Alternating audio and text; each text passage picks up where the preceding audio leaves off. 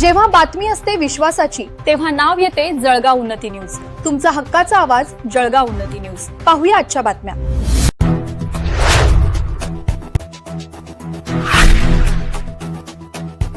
राष्ट्रवादी काँग्रेस पक्ष अल्पसंख्याक विभाग उत्तर बुलढाणा कार्यकर्ता मेळावा व बैठक जळगाव जामोद येथे उत्साहात संपन्न. काल जळगाव जामोद येथील कृषी उत्पन्न बाजार समितीच्या सभागृहात राष्ट्रवादी अल्पसंख्याक विभागाच्या वतीने अल्पसंख्याक कार्यकर्ता मेळावा व बैठक मोठ्या उत्साहात पार पडली.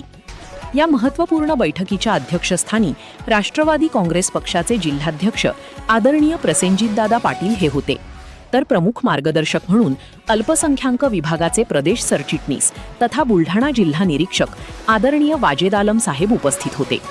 या प्रसंगी प्रामुख्याने ॲडव्होकेट रफिक शेठ, डॉक्टर रिजवान खान, अब्दुल रज्जाक साहेब, विधानसभा अध्यक्ष विश्वासराव भालेराव, तालुका अध्यक्ष प्रमोद सपकाळ आणि बाजार समितीचे संचालक महादेव भालतडक, सोशल मीडिया जिल्हा प्रमुख तथा प्रसिद्धी प्रमुख आशिष वायझोडे, नगरसेवक सिद्धार्थ हेलोडे यांची प्रमुख उपस्थिती होती.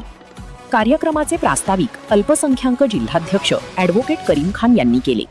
त्यानंतर तालुका अध्यक्ष प्रमोद सपकाळ, अब्दुल रज्जाक साहेब, डॉक्टर रिजवान खान आणि मुख्य मार्गदर्शक वाजेद आलम साहेब यांच्यानंतर जिल्हाध्यक्ष प्रसेनजितदादा पाटील यांनी उपस्थितांना संबोधित करत पक्षाची ध्येय धोरणे आणि पुढील दिशा यावर सविस्तर मनोगत व्यक्त केले.